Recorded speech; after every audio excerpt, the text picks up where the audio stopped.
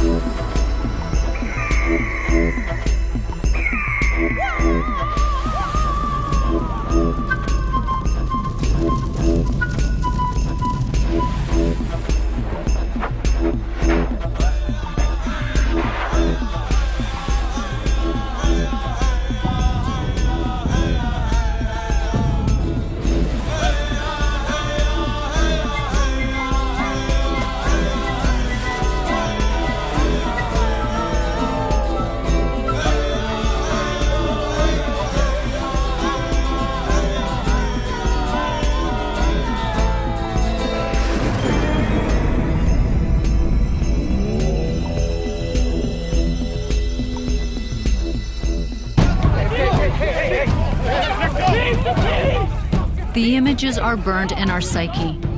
Aboriginal protesters fighting for their rights, clashing with military and police. Whether it's Ipperwash or Oka, Burn Church or Caledonia, what we see are Indian militants. But what we miss is a story that is rarely told.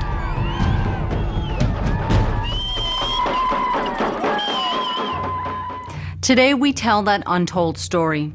I'm Lisa Meaches. Welcome to the Sharing Circle. The dictionary defines a warrior as someone who fights in warfare. But in Aboriginal culture, the greatest of warriors are the peacekeepers, who form what is called the Ogichita Society. Those who seek peace are leaders of their communities and of protest. And while the issues of each conflict may be different, the spiritual foundation of all political action is the same. Our people existed here for many thousands and thousands of years, and we had systems that maintained law and order in our communities. You have to have an element of law and order, or else you don't survive, especially when it's centered around survival, on the great central plains of what is now Canada and the United States. The knowledge of these rules existing in ancient Aboriginal communities has been handed down to people like Kelvin Pompana. He's from Sioux Valley Dakota Nation in Manitoba, and he understands what his ancestors used as a foundation when designing laws to govern their society. We maintain a holistic way of life where we walked in balance on what we call a red road, emotionally, mentally, physically, and spiritually. And we walked with the Creator. And we walked with cooperation of our people. In these communities, those assigned to keep the peace are warriors who are part of what is called the Ogichita Society. The Ogichita Society, they were peacekeepers. And that society's prime objective was to keep peace in the community. The concept of warrior as peacekeeper is part of ceremonial life today, a tradition carried on by people like Larry McKay, a grass dancer from Sioux Valley Dakota Nation. But a warrior has many things that they need to understand. They have to understand what the natural laws are, the natural laws that the Creator has given to our people. Historically, the Ogichita peacekeepers are leaders of their nations. Tantanka Iutaka, Sitting Bull. He was one of our last leaders that looked after his people. He was designated, as the senior person, spiritually, emotionally, mentally, and physically. He was the leader, but he was a peacekeeper. He came up through the ranks. He was a young man at one time that earned his eagle feathers in the sacred way. That's how he came to a point of being the spokesperson for the people. The scene is the latter half of the 19th century in the Black Hills of what is now South Dakota.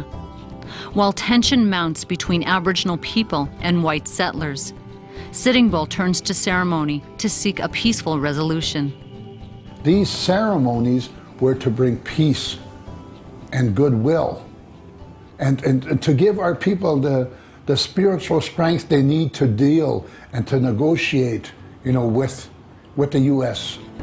It's during a Sundance ceremony when Sitting Bull receives a vision of his people defeating the U.S. cavalry.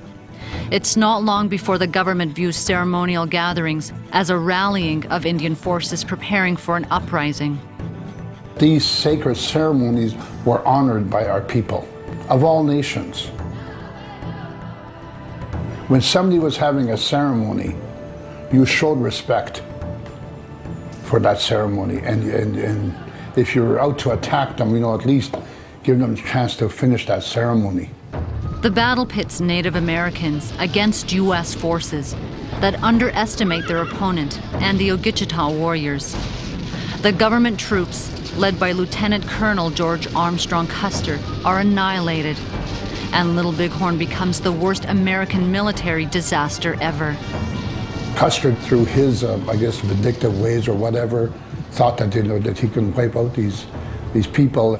The story is that our people will stand up, and they will be counted, and they will give up their lives if they had to. While Little Bighorn may be the pinnacle of Native American power, the victory is short-lived. In 1890, the U.S. avenges his loss with an attack on Chief Bigfoot and his people at Wounded Knee.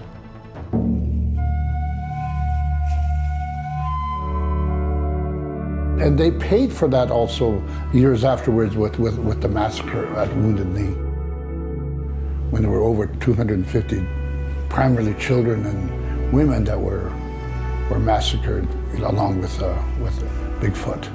With the massacre at Wounded Knee, the Ogichita warriors' voices fall silent, and nearly 100 years would pass before these peacekeepers would be heard from again.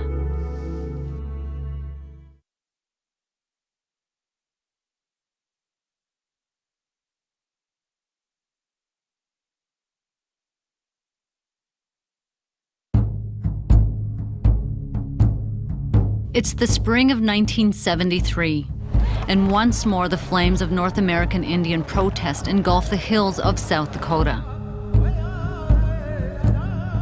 A century since the massacre at Wounded Knee, and after 100 years of cultural genocide, with traditional ways outlawed, painful assimilation at residential schools, racism and injustice, it all comes to a head here, once again at Wounded Knee. That's how Wounded Knee began. It wasn't meant to be that. It was just the right time in history. It could never happen like that again. And it was a turning point, not just for us. It was a turning point for Indian people all over the Western Hemisphere. The whole thrust of what was Indian, who was Indian out there, what was going on out there. As founding members of AIM, the American Indian movement started in 1968. Clyde Bellecourt and Dennis Banks are often honored in ceremony for their role in reawakening the spirit of the Ogichita warrior. Both vividly remember the events leading up to the protest at Wounded Knee on the Pine Ridge Indian Reservation over 30 years ago.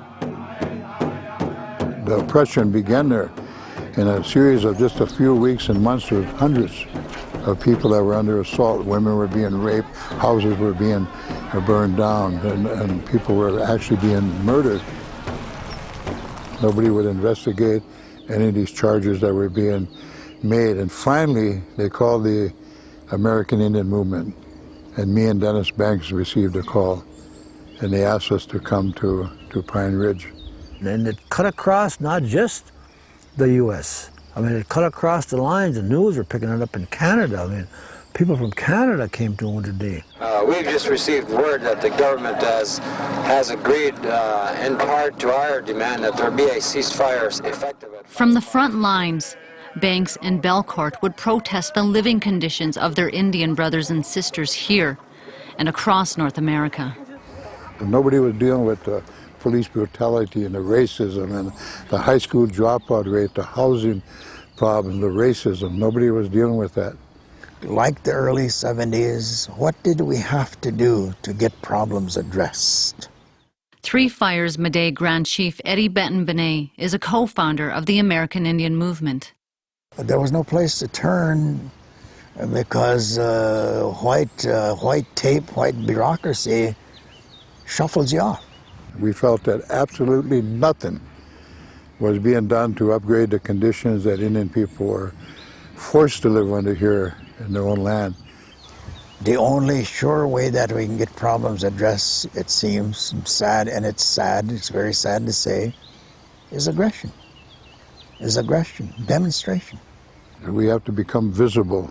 We have to march against the school board. We have to march for housing. We have to move on the BIA. Even if we have to take them over, we have to let them know. And they said, well, how are we going to do that? And I said, we're going to do it through confrontation politics.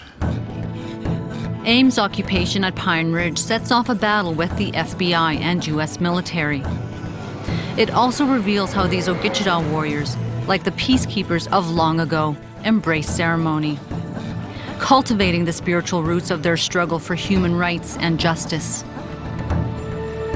When I began to realize that the strength of this movement was not just about protesting, we had to have something inside of us that would direct us in a spiritual manner. Then we started going into the ceremonies. And then our purpose was driven, I think, stronger and harder because we had the roots of some spiritual strength. And we developed a strong spiritual and cultural base because we know that was our survival.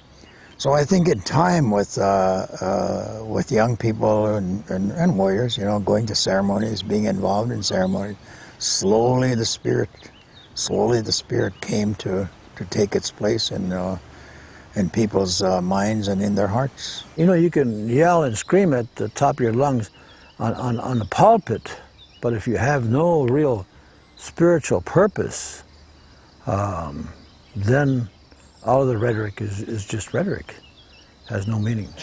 For too long we've been silent. We've been silent about the past injustices. The protest championed by warriors like Banks, Bellecourt, and Benet would quickly take root in Canada.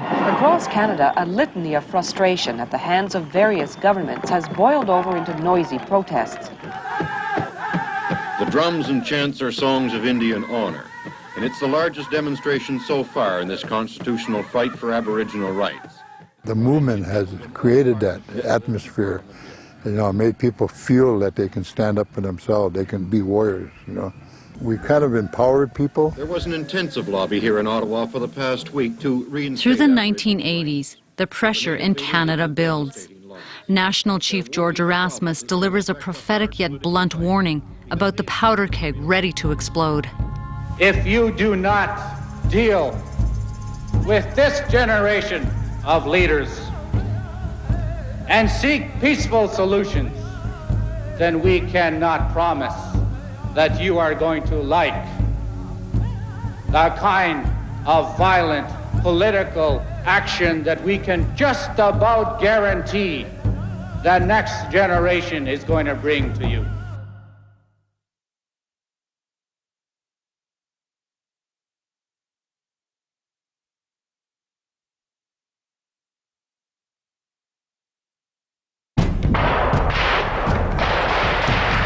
It's 1990 when the battle erupts in Canada, and the country is confronted with the same warrior spirit of past Ogichita peacemakers. Coming out of Wounded Knee in the 1970s, young people were really militant minded, and banding together under the flag of Ogichida meant we were ready for conflict. We were ready for conflict any place, any time, and in any manner.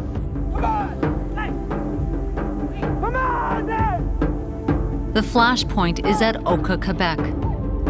The neighboring Mohawk community of Kanesatake blocks the town's plan to expand a golf course. The disputed land includes a burial ground and a sacred grove of pine trees. A Six Nations Ogichida society arose out of that. Mohawks want to take care of their warriors. But the society was not formed to promulgate war or to honor war, but rather the message of the Spirit was that warriors are now the peacekeepers. The Oka crisis lasts 78 days. It halts the golf course expansion and leads to a First Nation policing policy, which includes warriors from the Ogichida Society. They are now called the peacekeepers, which is right. That is their role. We are not to advocate the spilling of blood, the killing, or war of any kind, but that we are to advocate and live for peace. But Oka would be just the beginning. Other protests would follow. Shot an unarmed man!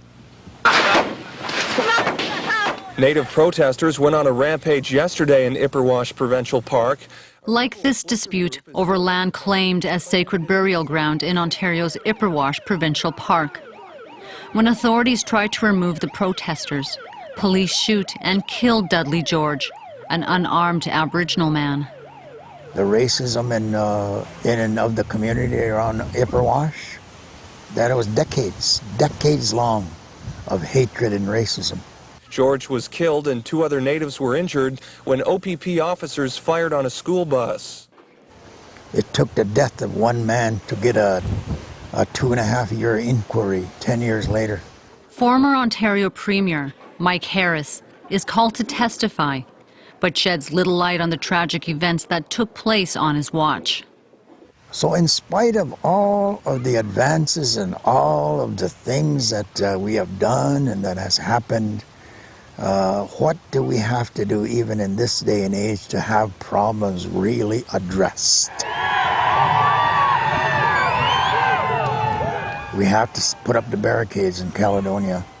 The most recent standoff has residents of southern Ontario's Six Nations of the Grand River protesting an unresolved land claim.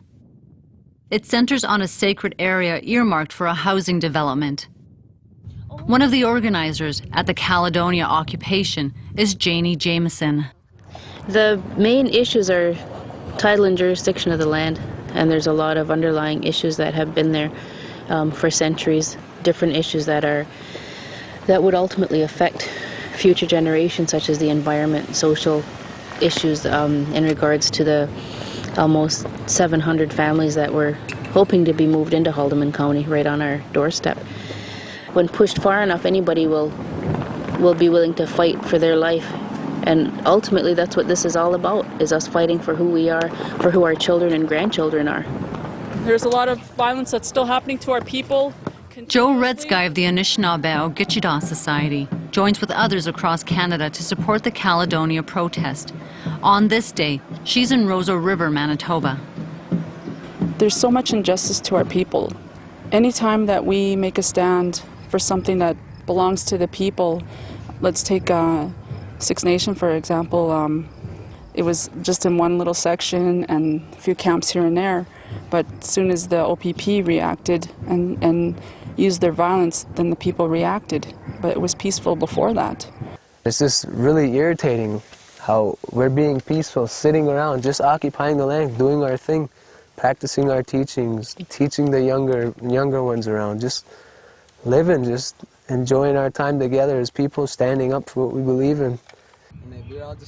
From the front lines of the Caledonia protest, Youngblood says peaceful resolution is the basis of warrior action. no matter how the media portrays it. I think once the truth gets out there, the cold hard facts, the honest truth of why this is happening, why we're standing up, why they're doing what they're doing, once we all understand each other, there'll be no more of this fighting and arguing and violence. There's no need for it anyway. There's no place for it. Well, a lot of times the media, they always show whenever there's any confrontation when it comes to protecting. But a lot of times they don't see the side of family life, and that's important to us because that's the reason why we're there. That part doesn't get shown, and how we're moms and sisters and aunties, and for our brothers, they're dads and uncles, and they don't see that side. Traditionally, women were also warriors back then, because when the men were on hunting parties or on war parties, and the women had to defend the villages if the villages were attacked. So I think that all of us are all fiery warriors, you know. Mohawk Doreen Silversmith is clear about what she wants and the law she answers to. We are adamant in our resolve that we're not going anywhere until this land is handed back to us. And we are governed by the laws of nature and the Haudenosaunee, the Six Nations Confederacy, and the Great Law of Peace. And people don't understand that. That's what keeps us strong. That's how our people have survived this long. That's the one thing that the non-native can't take from us, is our spirit, our spirituality. They can take everything else. They can try to take the land and tell us we're wrong for doing our teachings. But it's instilled in us. We have that spirit, and they can't take it. Today, this peacemaker spirit of the ancient Ogichita warrior is alive and well in many First Nation communities. The question is how Canada perceives and deals with this reawakened force of political action. It's a constant battle. But you know what? We're winning. And we were told that not all of us are going to make it. You know, not all of us are going to survive, but they say the ones that go back, they go back to their old ways, and they go back to the lodges and the Ogichitas and the Three Fires Society, the Sundances. You know, so people are doing that on their own today. A lot of our young people, of course, will have a lot of obstacles in their path. I think once we identify them all, they'll trip and fall, like we did. But they'll be lifted by the strength of also of who we are. The scales of justice are tipping in our favor now, not because there's more of us, but because there's a lot of truth in what we're all about. We're defenders of our traditions and ceremonies. As long as there's a place called Canada, the United States, our people are going to be here, and they're going to take their rightful place in this coming millennium. I continue to pray for the Ogichita Society that we will remain the peacekeepers, that we will maintain the peace, and we will reason with our own people.